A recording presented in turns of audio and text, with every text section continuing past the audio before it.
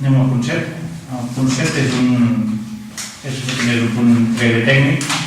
Com s'ha comentat, l'Ajuntament de Llobregat ja fa anys que paga els impostos de l'Agència Tributària de Catalunya. L'Agència Social, l'IRPF i l'IVA. Com s'ha l'Agència Tributària de Catalunya en els últims mesos està en un procés de consolidació, de desplegament i d'ordenació de la documentació de la factura.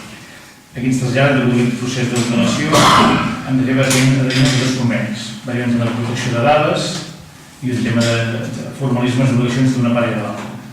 I són dos convenis, un que fem entre l'Ajuntament i l'Agència Tributària de Catalunya i un altre que fem amb el Departament de Treball respecte a totes les dades de la Seguretat Social i dels treballadors.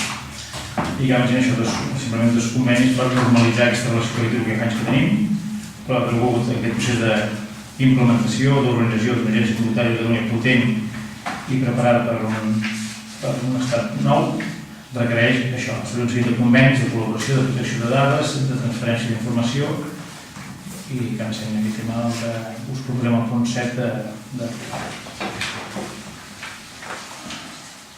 Cares? Passem a la votació.